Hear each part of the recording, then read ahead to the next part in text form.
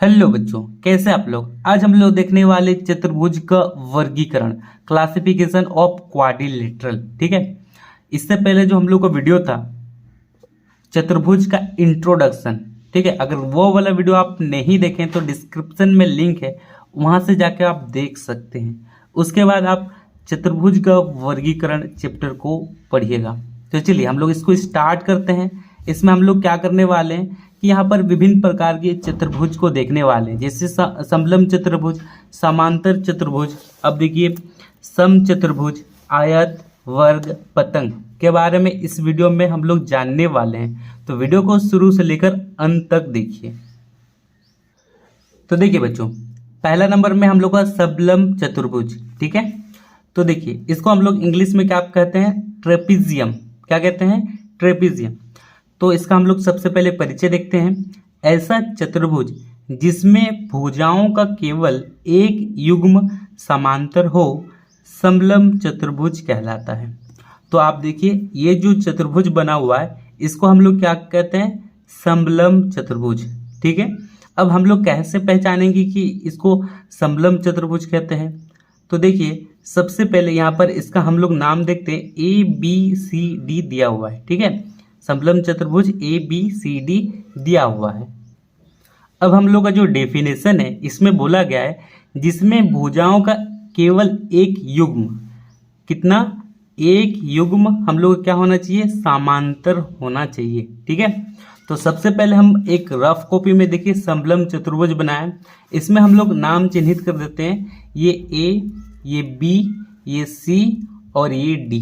ठीक है, तो देखिए AB एक भुजा है, BC भी एक भुजा है, CD भी एक भुजा है और DA भी एक भुजा है। तो सबसे पहले हम लोग क्या करेंगे कि हम लोग AB भुजा और CD भुजा को आगे बढ़ाएंगे। ठीक है, इस तरह से आगे बढ़ाते हैं, परस्पर हम लोग आगे बढ़ाते हैं। तो हम लोग देख पा रहे हैं कि AB भुजा समांतर है CD भुजा के, क्या भुजा के, CD भुजा के। ठीक है, यानी कि AB और CD एक युग्म क्या है, समांतर है बच्चों। अगर हम लोग बात करते हैं कि AD, ठीक है, हम लोग AD भुजा और BC भुजा, ठीक है, इसको अगर हम लोग आगे बढ़ाते हैं, ठीक है, इस तरह से, अगर इस तरह से आगे बढ़ाएंगे तो क्या होगा, ये दोनों भुजा आपस में मिल जाएगी। तो इसको हम लोग समलंब चतुर्भुज कहेंगे। क्यों कहेंगे, क्योंकि देखिए इसमें एक ही युग्म, जैसे ये वाला, ये पहला युग्म है और ये दूसरा युग्म है, इसमें एक ही युग्म क्या होना चाहिए, समांतर होना चाहिए, इक्वल होना चाहिए। ठीक है, अगर ये भी समांतर हो जाता तो इसको हम लोग समलंब चतुर्भुज नहीं कहते बच्चों।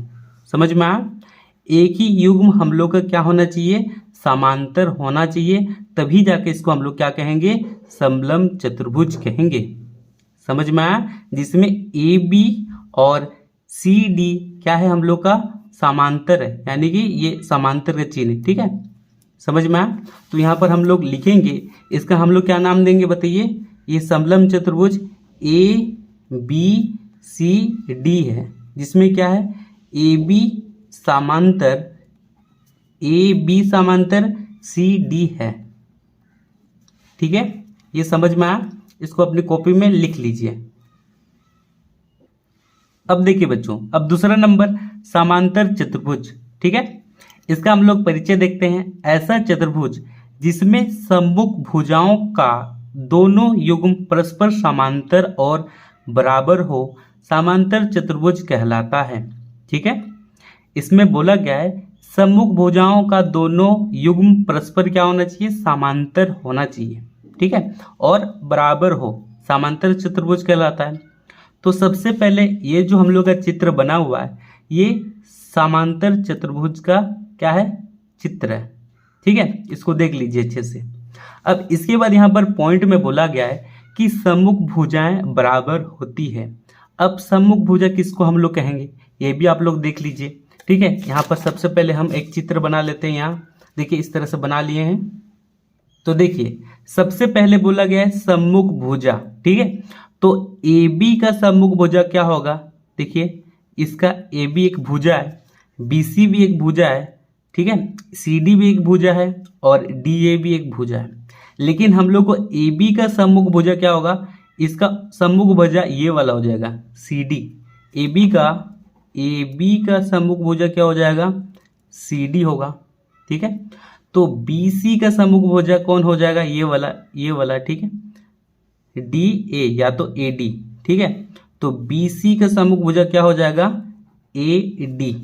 इसका उल्टा देखिए, ए बी का हो गया सी डी और बी सी का हो गया, बताइए बी सी का हो गया ये वाला ए डी, ठीक है। ये हम लोग का हो गया फर्स्ट नंबर, ये सम्मुख भुजा है। समझ में आया किसको सम्मुख भुजा कहेंगे, इसको ऑपोजिट वाला जो भुजा होगा उसको हम लोग क्या कहेंगे, सम्मुख भुजा।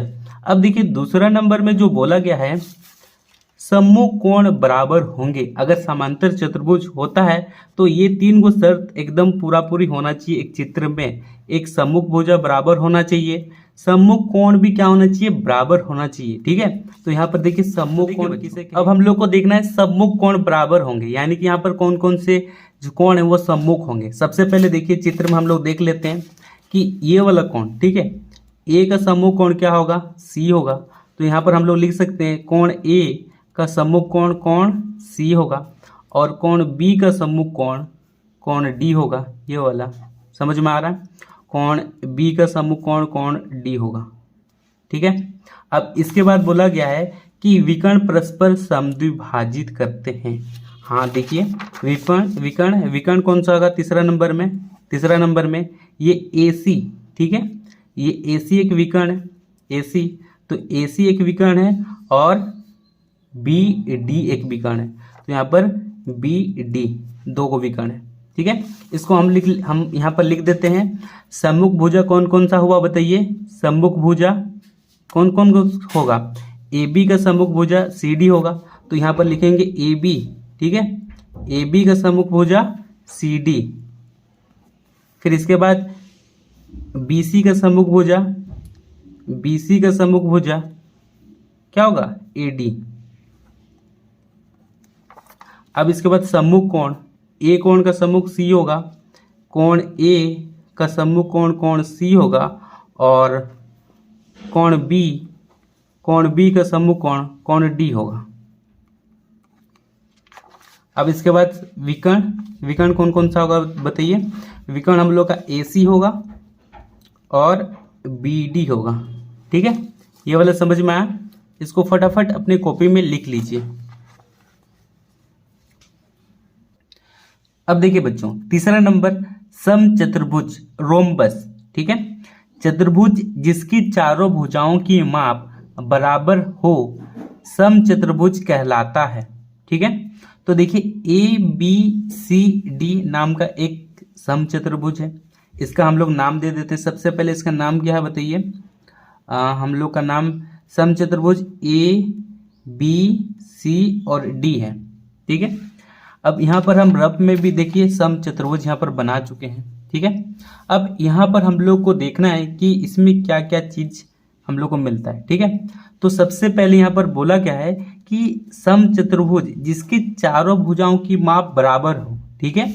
ये देखिए ये ए बी भुजा, ठीक है, ये बी सी भुजा और ये सी डी भुजा और ये ए डी भुजा।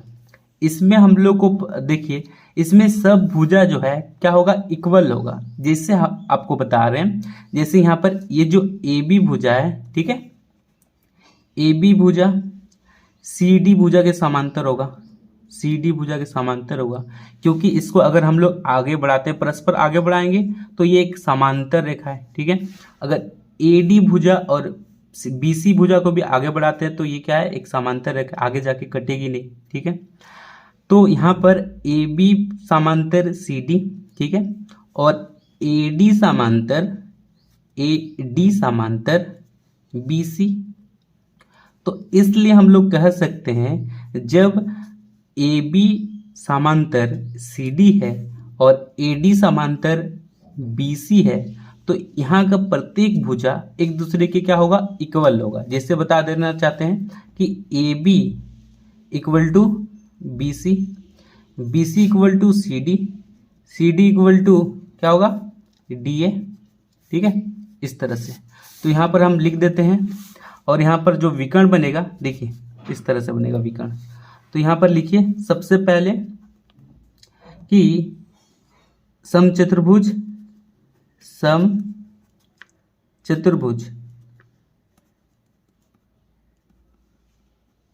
समचतुर्भुज ए बी सी डी में ए बी समांतर सी डी है और बी सी समांतर ए डी है, बी सी समांतर ए डी है। इसीलिए A B equal to B C equal to C D equal to D A होगा। ठीक है, समझ में आया। चलिए इसमें क्या होगा, इसमें सभी भुजा एक दूसरे के बराबर होगा। ठीक है, ये समझना है समचतुर्भुज में। अब देखिए बच्चों, आयत जिसको हम लोग रेक्टेंगल इंग्लिश में कहते हैं, एक समांतर चतुर्भुज जिसकी चारों कोण समकोण होते हैं। समकोण का मतलब 90 डिग्री का बनेगा, आयत कहलाता है। ठीक है, तो इसमें शर्त क्या है, आमने सामने की भुजा बराबर होती है। आमने सामने जैसे ए बी भुजा किसके इक्वल होगा, सी डी भुजा के। तो हम लोग लिखेंगे ए बी इक्वल टू हो जाएगा सी डी और ए डी बराबर हो जाएगा, ए डी किसके बराबर होगा, बी सी भुजा। तो लिखिए यहाँ पर बी सी भुजा, आमने सामने का भुजा बराबर हो गया। अब प्रत्येक कोण समकोण होता है। ठीक है, प्रत्येक कोण, जैसे ये ए कोण ये 90 डिग्री का होगा, कोण ए 90 डिग्री का होगा, कोण बी ये भी हम लोग का 90 डिग्री को होगा, कोण सी ये भी हम लोग का 90 डिग्री का होगा और कोण डी ये भी हम लोग का 90 डिग्री का होगा। ठीक है, विकर्ण परस्पर समद्विभाजित करते हैं। अगर हम यहाँ पर एक आयत बनाएं और इसके बीच में एक विकर्ण को हम लोग क्या करते हैं, ड्रॉ करते हैं, तो एक दूसरे को हम लोग का जो विकर्ण है ये क्या करता है, यहाँ पर काटता है। ठीक है, 90 डिग्री पर इस तरह से।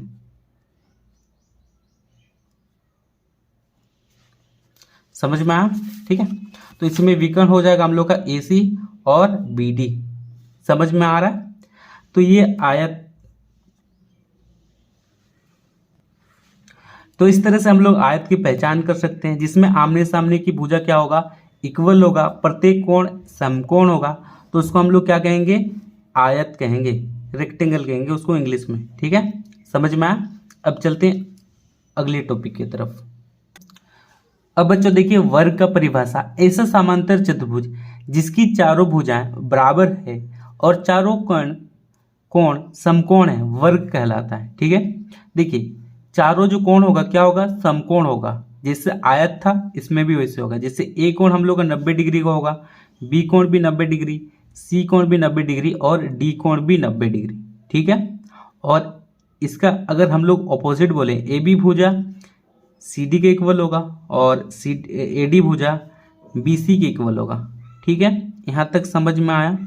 अब हम लोग अगर यहाँ पर एक विकर्ण बनाते हैं इस तरह से, देखिए ये विकर्ण। ठीक है, इस तरह से एक हम लोग विकर्ण बना दिए। ठीक है, विकर्ण बना दिए। तो ये जो विकर्ण है, ठीक है, यहाँ पर जो हम लोग का काटेगी, ठीक है, ये 90 डिग्री पर यहाँ पर क्या करेगी, प्रतिच्छेद करेगी। ठीक है, यानी कि काटेगी यहाँ पर। समझ में आया। ए कोण 90 डिग्री होगा, बी कोण भी 90 डिग्री, सी कोण भी 90 डिग्री और डी कोण भी 90 डिग्री का होगा। ठीक है, और यहाँ पर जो ये भुजा होंगे, जैसे ए बी भुजा बी सी के बराबर होगा, बी सी भुजा सी डी के बराबर होगा, सी डी भुजा डी ए के बराबर होगा। ठीक है, चलिए अब चलते हैं हम लोग 6 नंबर के तरफ। तो देखिए 6 नंबर है पतंग यानी कि काइट। ठीक है, ऐसा चतुर्भुज जिसमें आसन भुजाओं के दोनों युग्म बराबर हो, लेकिन सम्मुख भुजाओं के ये युग्म बराबर नहीं हो, उसी को हम लोग क्या कहेंगे, पतंग कहेंगे। अब यहाँ पर हम लोग को पहचानना होगा कि आसन भुजा किसे कहते हैं, ठीक है, और सम्मुख भुजा किसे कहते हैं, ठीक है। हम इंट्रोडक्शन में बताए थे, चतुर्भुज का इंट्रोडक्शन में हम फिर से बताने वाले हैं आप लोग को, ठीक है, कि आसन भुजा यहाँ पर हम लोग किसको कहेंगे और सम्मुख भुजा यहाँ पर किसको कहेंगे, ठीक है। यहाँ पर गौर कीजिए डेफिनेशन में, ऐसा चतुर्भुज जिसमें आसन भुजाओं के दोनों युग्म बराबर हों लेकिन सम्मुख भुजाओं के युग्म बराबर नहीं हो, उसी को हम लोग क्या कहेंगे, पतंग कहेंगे। तो सबसे पहले देखिए आसन भुजा हम लोग कैसे खोजेंगे, ठीक है। तो यहाँ पर यहाँ पर हम लोग बनाते हैं सबसे पहले इस तरह से, देखिए इस तरह से, और हम लोग नाम देते हैं यहाँ पर, देखिए क्या क्या नाम दिया हुआ है, A B C D, A B C D, A B C D, ठीक है। सबसे पहले देखिए यहाँ पर एक बिंदु है, एक बिंदु है, एक बिंदु है और एक बिंदु है, ठीक है। जहाँ जहाँ बिंदु है उसको हम लोग शीर्ष भी कह सकते हैं, ठीक है। तो अगर हम लोग सी बिंदु को शीर्ष मानते हैं तो इसके साथ सी डी एक भुजा बना है, यहाँ पर सी डी भुजा, और यहाँ पर बी सी भुजा एक बना है, और यहाँ पर ए बी भुजा बना है, और यहाँ पर डी ए भुजा बना है। यहाँ तक समझ में आया। देखिए अगर बी और सी को, ठीक है, मिलाते हैं तो एक बी सी भुजा बनेगा, सी और डी को मिलाते हैं तो यहाँ पर सी डी भुजा बनेगा, ए और बी को मिलाते हैं तो यहाँ पर ए बी भुजा बनेगा, और ए और डी को मिलाते हैं तो यहाँ पर डी ए या तो ए डी भुजा बनेगा, ठीक है। तो सी को हम लोग शीर्ष मानते हैं, सी को शीर्ष मानते हैं। सी के साथ कौन कौन सा भुजा जुड़ा हुआ है, देखिए सी डी भुजा जुड़ा है और बी सी भुजा जुड़ा हुआ है, ठीक है। तो यहाँ पर इसका जो आसन भुजा हो जाएगा सी का, सी डी हो जाएगा और बी सी हो जाएगा, ठीक है। क्या होगा, सी डी होगा और बी सी होगा, और ए का आसन भुजा क्या हो जाएगा, डी ए डी हो जाएगा और ए बी हो जाएगा, ठीक है। तो यहाँ पर सबसे पहले देखिए आसन भुजा, तो सी का आसन भुजा क्या हो जाएगा, सी का आसन भुजा बताइए क्या होगा, सी डी और सी बी। ए का आसन भुजा क्या होगा, ए डी और ए बी। समझ में आया, ठीक है। और सम्मुख भुजा क्या हो जाएगा, देखिए सम्मुख भुजा जिसे हम बताना चाहते हैं कि ए डी यानी कि डी ए का सम्मुख भुजा ये वाला हो जाएगा और ए बी का सम्मुख भुजा ये वाला हो जाएगा, ठीक है। समझ में आ रहा है। तो समझ में आ गया कि सी का आसन भुजा क्या होगा, सी डी होगा और सी बी होगा, और ए का आसन भुजा क्या होगा, ए डी और ए बी होगा। लेकिन इसका हम लोग सम्मुख भुजा की बात करें, सम्मुख भुजा, तो ए डी का सम्मुख भुजा क्या होगा, सी बी। हम लोग देख पा रहे हैं ए डी इतना छोटा है और सी बी इतना लंबा है, क्या ये दोनों एक दूसरे के इक्वल होगा, ये युग्म यानी कि ये और ये जो लकीर है ये क्या इक्वल है, नहीं, ठीक है। ए डी का सम्मुख भुजा सी बी तो होगा, लेकिन हम लोग देख पा रहे हैं कि ए डी भुजा का लंबाई और बी सी भुजा का लंबाई, ठीक है, दोनों में अंतर है, ठीक है। तो युग्म हम लोग का तो बराबर तो नहीं होगा। अब हम लोग बात करते हैं ए बी भुजा का सम्मुख भुजा। ए बी का सम्मुख क्या हो जाएगा, ए बी का सी डी ये वाला, ठीक है, इसका ये हो जाएगा, इसका ये हो गया सी डी। तो हम लोग देख पा रहे हैं लंबाई में, ठीक है, इक्वल नहीं है। तो इस तरह से हम लोग पहचान सकते हैं कि इसको हम लोग क्या कहते हैं, पतंग कहते हैं, जिसमें C D C B equal होगा, D A B A equal होगा, ठीक है, और इक्वल नहीं होगा ए डी, देखिए A D not equal to B C, ठीक है, और A B not equal to C D. समझ में आया। उसी को बस पेज में हम लोग को लिखना है, देखिए यहाँ पर लिखना है। जैसे हम लोग जानते हैं, क्या जानते हैं बताइए, कि सी बिंदु को अगर लेते हैं तो इसका हम लोग का आसन भुजा हो जाएगा। लेकिन यहाँ पर आसन भुजा, ठीक है। आसन भुजा क्या क्या हो जाएगा बताइए, आसन भुजा हो जाएगा हम लोग का सी डी हो जाएगा, C D equal to B C, ठीक है, और एक हो जाएगा A D equal to A B, ये 2 गो हो गया। अब इसके बाद बराबर कौन नहीं है, ये वाला, ठीक है, ये वाला इक्वल नहीं है। A D not equal to B C, और यहाँ पर ये वाला देखिए A B not equal to C D, A B not equal to C D. समझ में आया? अगर वीडियो अच्छा लगा तो वीडियो को जरूर लाइक कीजिए, अपने दोस्तों को शेयर कीजिए। मिलते हैं नेक्स्ट वीडियो में, आज के लिए बस इतना ही। जय हिंद, जय भारत।